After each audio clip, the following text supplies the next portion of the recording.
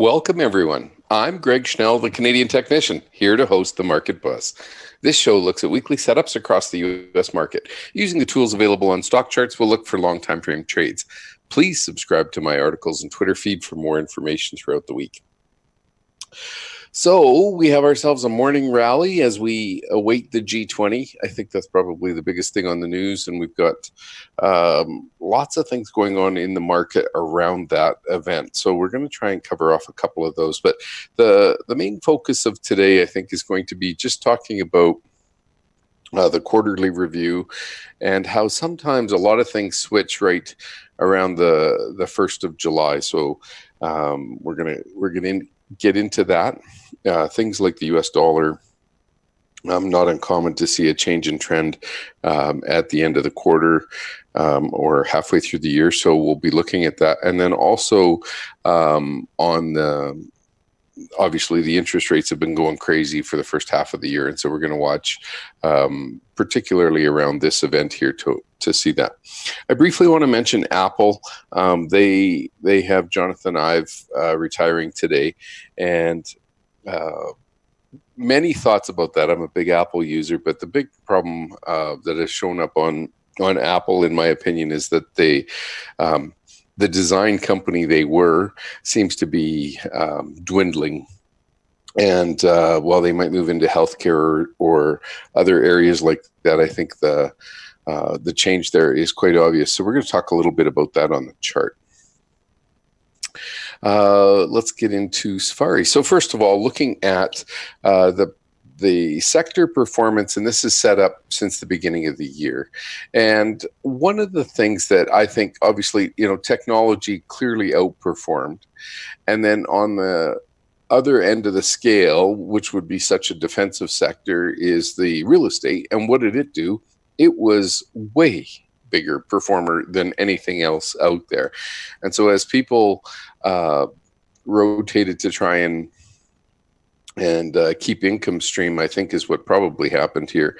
And they moved aggressively into the real estate with the dropping interest rate, and that helped them. If the interest rate was going to start to go the other way, we might expect this column to reverse. So that's a heads up for that potential action. Looking at energy, it was clearly the worst performer.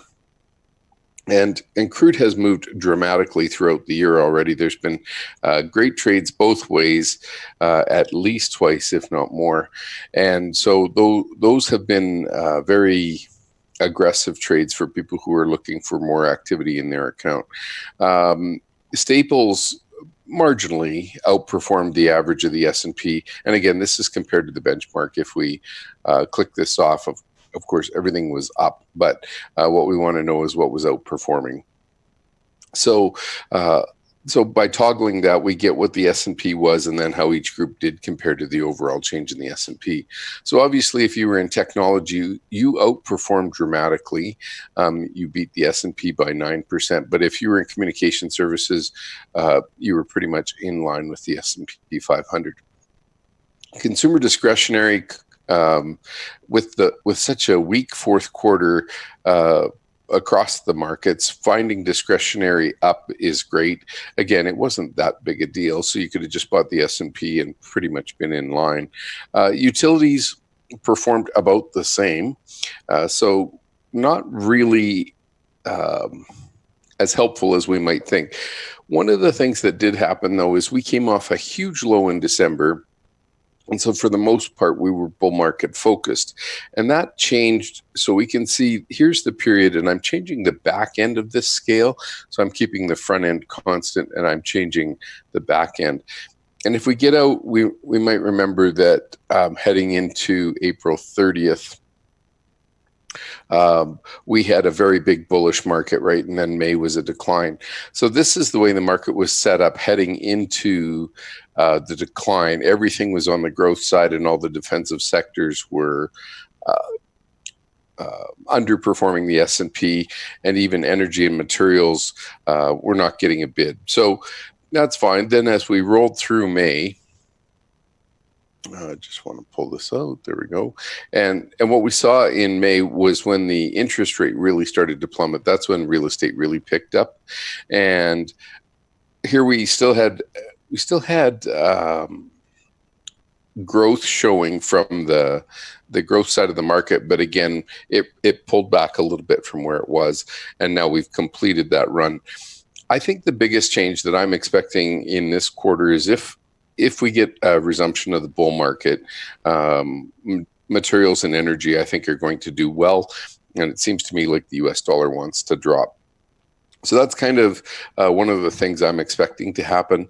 And again, if the overall market goes south, then we have bigger issues coming at us. But the Chicago PMI number came in below 50 this month already. So we've got some work ahead of us in terms of market stability. Let's just quickly whip this up to the top of the list. So I want to go through a whole bunch of different areas of the market. And these are quarterly charts, and so again, the setting is for 3 months. So each year is only 4 bars, and the one thing that I think is important to notice is just how opposite the commodities have been compared to the rest of the equity market. So the technology sector and that kind of thing. On a big picture, and I think everybody knows this, but on a big picture, having these trend changes are pretty big. Now, one thing that is setting up right here is from a momentum trend, we're actually getting to a place where it looks like we could start to change. And we have been getting some positive crosses here as this tries to bottom and start to turn up. If that was to happen, and again, when we broke the upsloping trend line, it was obviously a clue to get the other way on the market. What we don't know now is if the market was about to start restoring this big bull market run in commodities again, and they do go way out of favor and back in favor. If that was to start happening, we should see this chart accelerate from here. Conversely, because we're flat in momentum, the big thing that we have to watch for is, do we have another leg down to go? And if so, this would be the place to see it. So keeping an eye just on the general commodities, I think, can be very helpful to your portfolio, just understanding what's going on broadly in the commodities. And we've had a lot of quantitative easing and a lot of things to help kind of aid in the digestion of the market, but eventually we need to return to some sort of supply and demand curve on some of this stuff. So here's the gold market, and look what happened this quarter, and really this month was a big breakout to new 5-year highs. We don't always get as nice a signal as that, just a nice clean break. But gold is clearly now what would be called a bull market. And the reason that's changed is we have higher highs and higher lows, but we've also broken out to fresh new highs. So anybody who's a bear on gold, really you're in opposition with the chart, and the chart is just starting to turn up here. Looking back in 2001, that's when the chart started to turn up. We broke above prior highs. And again, it's not a river higher. It's a lot of chopping back and forth. But in general, that was a big push that commodities started to show. So perhaps we're starting to see that for the first time in a long time. Looking at silver, not as bright, still continues to grind sideways. It is testing a double bottom low here. And so for really long-term investors, people who are kind of looking for, big waves, what the flat momentum suggests here is we're either getting ready for a leg higher, a big one, so not a resumption of the sideways trend. I'm expecting either a big breakdown or a big breakup. Considering gold is already broken, I would expect silver to kind of follow through in the next few months. Lumber. This is an interesting chart, and lumber is one of the major economic indicators that helps us see ahead in the market. When lumber's weak, usually we start to have bigger problems in the market. So we want to be aware of that. And you can see in 06, 07, lumber was weak, and then it continued to get a lot worse. Now, in 2014, 15, that was the commodity pullback that caused that low. Lumber actually bottomed well before the rest of the commodity cycle. So oil bottomed in January and February of 2016, where lumber was already back on an uptrend. And so here we have lumber this quarter making lower lows and lower highs. So we don't have the uptrend yet, But what we do have is a series of higher closes, which does suggest a little more optimism for lumber. So we'll be watching for lumber to actually have finished bottoming out and starting to make higher highs. And if that was the case, that would be a broader bull market signal for us.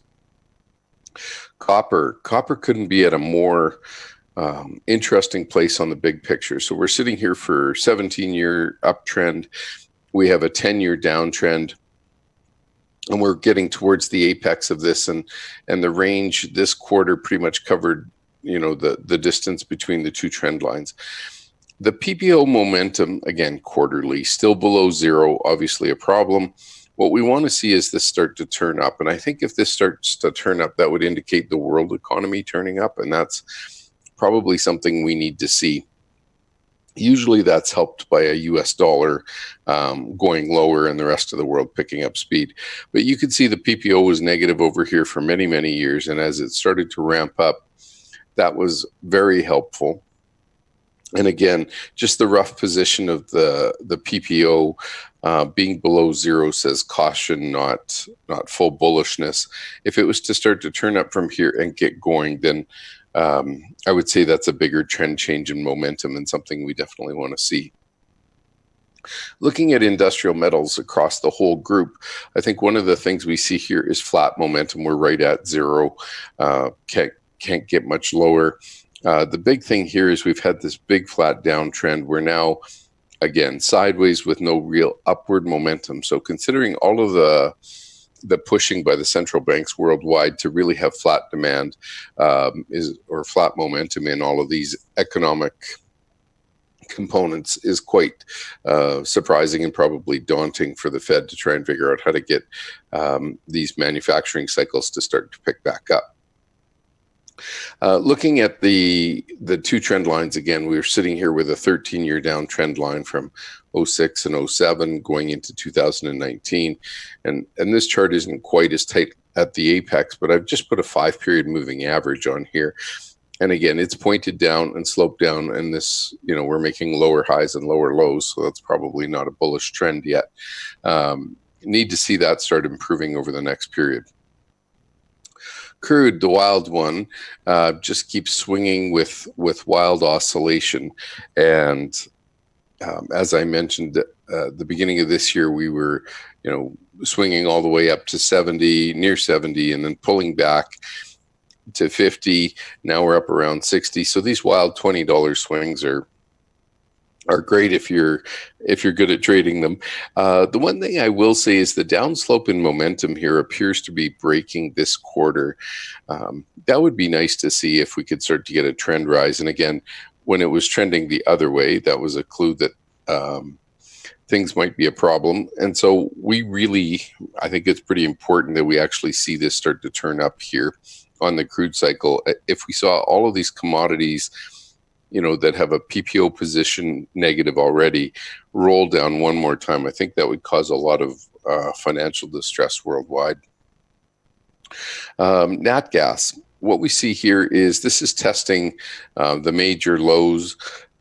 We're down in $2, and I wrote a Don't Ignore This Chart article about it yesterday that got published this morning. And one of the points I made is on a daily chart, we started to see some capitulatory volume, and perhaps we'll get a reversal in natural gas, and that might start to pick up in that area. So it might be something to watch for a second quarter surge in natural gas, or second half surge in natural gas. Again, momentum has been negative for 10 years. That can't be that bullish. But in Europe, they have high natural gas prices, and in North America, we have low. So eventually, with enough tankers picking up LNG terminals, that kind of stuff, that might finally start to improve. I did speak with somebody yesterday about the new LNG Canada project, and it's on scale. There's over 3,000 people working on it worldwide, so it's a pretty big project and starting to get going. Wheat, you can see wheat has broken this downtrend, hasn't really mustered up any strength to get going up. I expect that with the corn issues we've got in the U.S. this year with the flooding and the late planting and that kind of stuff, that we might get more of a surge in corn as an alternative or more of a surge in wheat, and that might be an alternative for us. So keep watching the ag areas. I think there might be something starting to build there. Again, the momentum gently has been improving over the last 2 years. Nothing to say that it's finally done, but we're starting to see these trend lines on all of these break on these quarterly charts. The big uptrend broke and commodities have been downtrending. Well, now if they're going to start to rise up, might be a good place to start looking at those types of companies for major bottoms. And then cotton, this one's still testing its pretty much 20-year trend line. It's 17 years. It looks like it's rolling over right at zero, and it hasn't quite given a negative cross here, but this is probably about as weak as we'd want to see that if we're going to start breaking down. So that might be more issues just in terms of clothing demand and product demand. Corn, this one finally broke out, and obviously we've had a bit of news flow around that. So a 5-year downtrend finally snapping, much like gold. This is the golden vegetable, and we can compare that with the golden brick. Looking at these starting to take off to the upside, I think it's pretty important. So just before I continue, I'll stop there. We're just going to take a quick commercial break, and then we'll skip back in and we'll cover off some of the rest of these markets.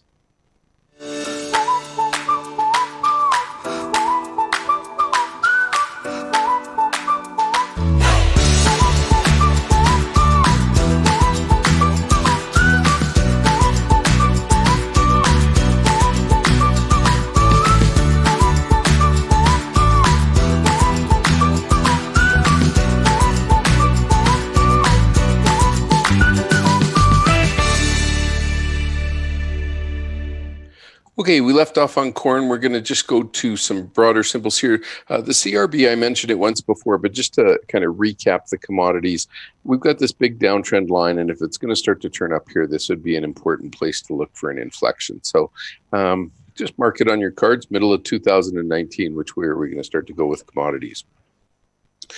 US dollar, and there's a big reason for me to point out the US dollar here. What happened in 02 to 08 was we had a downtrend in momentum, and then in 08 we actually marked the lows in the US dollar and the lows in the commodity or in the momentum indicator. 2011, so a couple of years later, we came back, tested that low, and we ran up and we made an uptrend. I think all of us together can see that this uptrend is now broken, and now we look to be winding lower. So big picture, just macro, not daily, not weekly, but big picture, perhaps we're starting to see a period where the US dollar will pull back, and that will give us a chance for that commodity move to start taking place. But this is starting to set up on multiple fronts, looking across different markets. Here's the Canadian dollar, and again, commodity-based country. Momentum is trying to turn up here, and again, we've got this big downtrend. Canadian dollar follows the price of oil pretty well, and so we're watching to see if this can start to break out of this downtrend, and if that was the case, that would be very advantageous for us. The Aussie dollar, the downtrend is still here and hasn't really started to turn up. As we can see, we made new, 8-year lows, or at least came down to the 2016 low. This is pretty dramatic, and maybe if the US dollar was going to start to go the other way, south, then this would start to head north. And these all together would work to kind of show us that that was probably concurring with a change in trend for commodities at large. So, as a guy who likes commodities, I think this is a pretty exciting time for us. But again, it's big picture stuff, and we need to keep the wider context in mind. But gold breaking out is pretty helpful. Probably didn't hurt that corn started to move as well. Okay, Swiss franc, nothing going on here. This is a sideways trend, but it did make new 2-year lows this month, but it got back above that 5-month or 5-quarter moving average here. So we'll just continue to watch this. You can see momentum's right at zero. Is this going to start to turn up? And looking at the Swedish krona, this one just keeps drilling into the bottom corner. And I like the Swedish krona to help me with the euro, but no big change, major change in trend yet here. So that would suggest the US dollar is not going to weaken very fast. Here's the euro. And on the euro, we've got this downtrend in momentum and a first wave higher.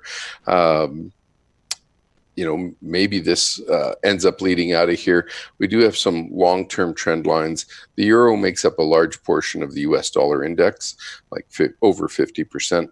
So with that, this suggests it's already going higher. The Swedish krona, which I find it's a little bit weaker or more inflexible, and it might move a few days or weeks before the euro does. The real problem I have here is obviously the euro looks set up to go higher, and the Swedish krona does not confirm that. So that puts a little bit of that US dollar breakdown in question for me until we start to see it play out.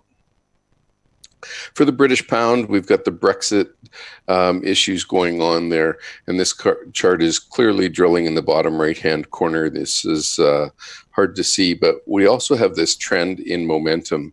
And again, trends are made to either be bounced off or broken. So this is an inflection point for us, and we want to keep watching that. And you'll notice how a lot of these charts have an inflection point kind of showing up on this momentum right now. And you saw the same thing happen in 07, 08, where there was a lot of momentum changes starting to take place. That doesn't mean that we're going to have a big bear market. It could also mean that everything breaks out to a big bullish trend. But my point would be that there's a lot of setting up here on the currencies and commodities that are starting to make us be very aware. Japanese yen is breaking this 3-year downtrend. It's obviously been in this pennant pattern, and we're starting to wind higher here. We really want to see which way this one is going to finish.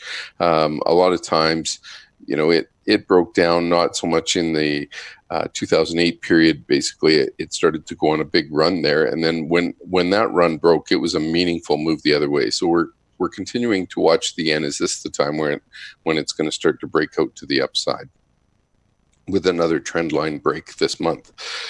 TSX quarterly, so a commodity country starting to test the top limits there. And if commodities were going to start to take off, that would probably help Canada. Australia has already taken off. You saw it break out here with a big push this month, probably bigger than anything else worldwide in terms of getting farther above prior resistance. However, it's still trying to get back through its 08 highs. The French market sets up really interesting, and one of the reasons is this momentum indicator looks like it wants to roll over here. There is an uptrend that's starting to be broken, so we want to keep watching this. Can it finally just, maybe it pauses here and starts to break higher?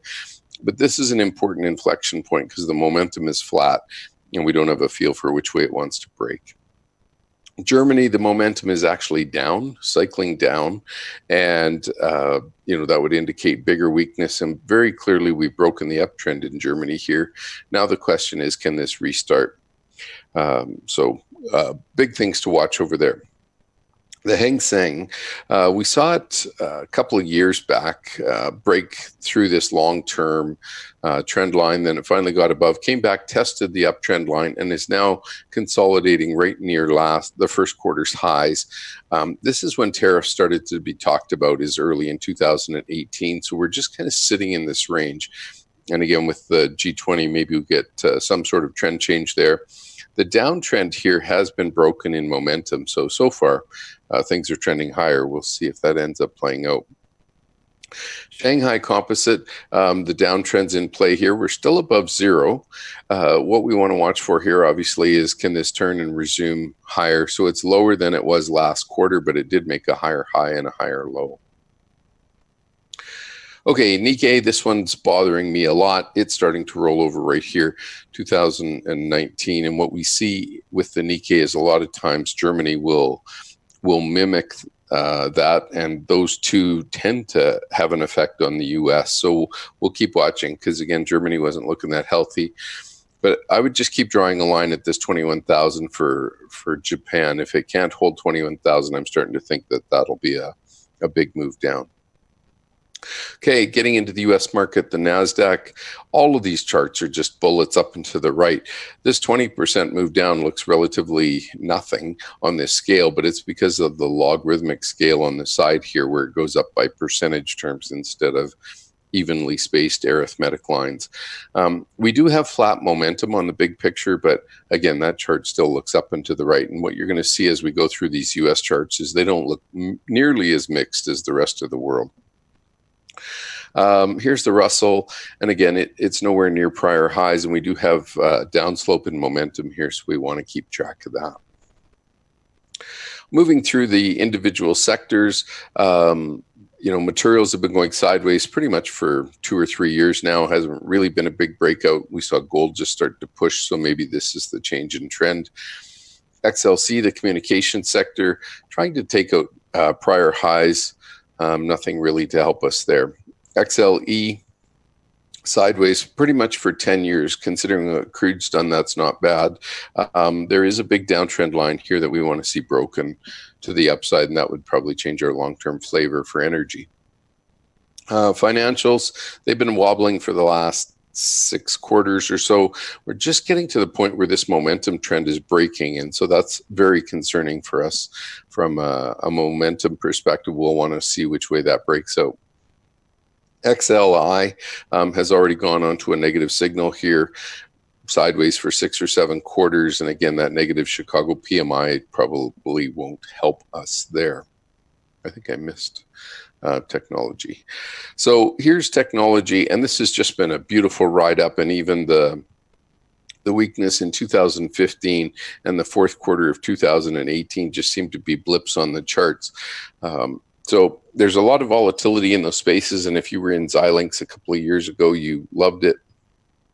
And as these sectors change and the trends change, you really have to be fluid and make sure you're moving in and out of what is working. But lots of the technology leadership is really powerful in the software area. XLP, it continues to go up, and you can see this momentum is sloping down, but we've actually turned this black line back up a little bit here. It hasn't crossed our signal line, but want to keep track of that and just see where we go here. But this still looks like a big uptrend for me. Real estate, this one obviously had a big surge, and all through here, again, it's been going up. It's just been a relatively modest move and kind of follows the S&P 500. This trend is just so flat that I don't think we're going to see a lot on a quarterly chart. But again, it's for driving income, it works pretty good. And the same thing is shown on the utility chart. If utilities, we've got this sell signal here, and now we've got a buy signal. If we start to make another rollover right here, this would probably start to indicate to me we're going to have a trend change out of utilities, and people are going to start worrying, leaving the sector. But so far, we don't have that, so we can just avoid that news for now. Healthcare currently, all of these charts, again, are drilling in the top right-hand corner, but what we want to watch for is if healthcare can get a resurgence here, and due to demographics, it continues to think that we should have some more power showing up in the healthcare space. Lastly is consumer discretionary. What we see here, again, big move higher.